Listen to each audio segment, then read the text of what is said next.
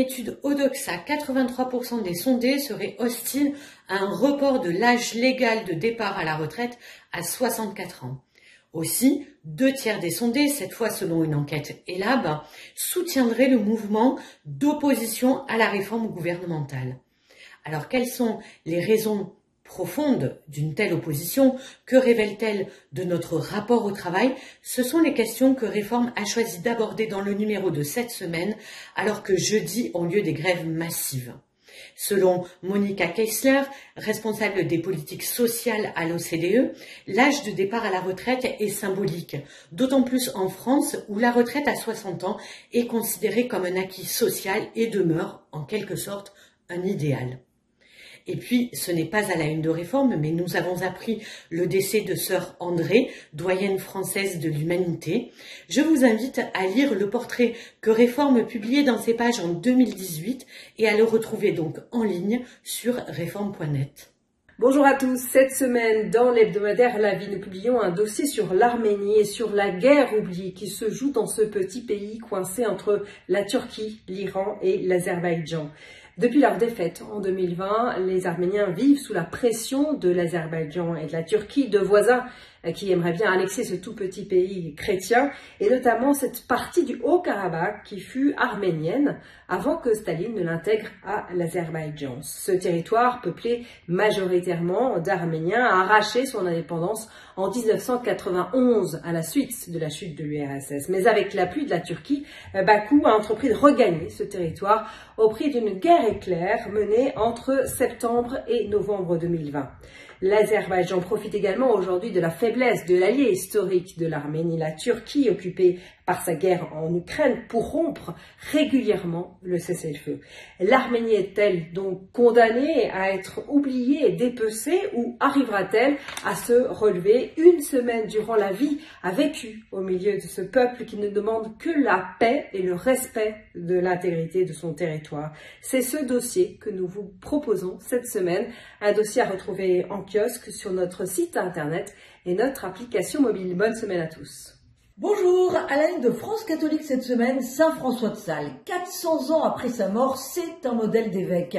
Gros plan sur son zèle apostolique, sur la façon dont il a réévangélisé le Chablais, terre savoyarde qui était devenue protestante, évocation de ce qui fait encore aujourd'hui, plus que jamais aujourd'hui, un maître spirituel, c'est-à-dire sa pédagogie qui repose sur l'amour en toute chose, son école de sainteté qui est très abordable, la confiance en Dieu au cœur de son message.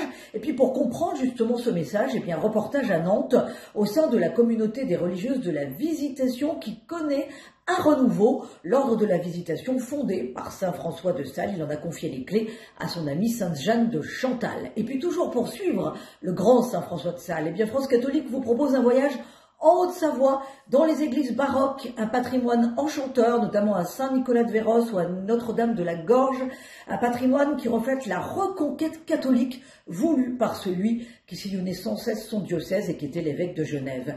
Bonne semaine et bonne lecture avec France Catholique. Bonjour, c'est un homme d'honneur et de conviction qui est à la une de Famille chrétienne cette semaine. Le général Pierre de Villiers, ancien chef d'état-major des armées françaises, un homme soucieux de l'avenir de la jeunesse du pays. Nous lui avons bien sûr donné la parole sur les moyens de sauver une génération que certains disent perdue, mais nous avons surtout voulu le faire se rencontrer avec des jeunes, avec ces jeunes, dans un patronage chrétien au cœur des quartiers populaires parisiens. Ce passionné de foot a même enfilé un short et chaussé des baskets pour jouer avec eux, mais aussi pour leur partager ses convictions. Famille chrétienne propose également cette semaine le témoignage poignant d'un homme atteint de bipolarité, maladie psychique qui toucherait entre 3 et 4% de la population. Marc a 42 ans, il témoigne avec courage de sa vie avec cette maladie dont on ne guérit pas. Il raconte un chemin fait de joie et de souffrance qui s'appuie sur son mariage et sur une foi profonde. Cette semaine, le pèlerin s'intéresse à nos assiettes et plus particulièrement à une passion française, la charcuterie. 2 Français sur 3 estiment ne pas pouvoir s'en passer. Sauf que tout n'est pas bon dans le jambon. En cause, ces fameux nitrites utilisés pour la conservation de la charcuterie, mais qui sont nocifs pour la santé. Nous sommes allés à la rencontre d'artisans, d'industriels qui cherchent à bannir ces additifs pour produire des charcuteries plus saines.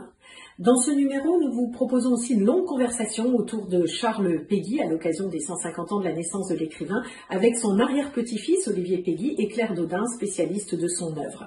La foi, l'espérance de Charles Péguy sont aujourd'hui encore terriblement d'actualité. Enfin, nous vous proposons de partir au Royaume-Uni, à Liverpool plus exactement, où la solidarité s'organise dans les quartiers populaires pour faire face à l'explosion de la pauvreté. Bonne lecture.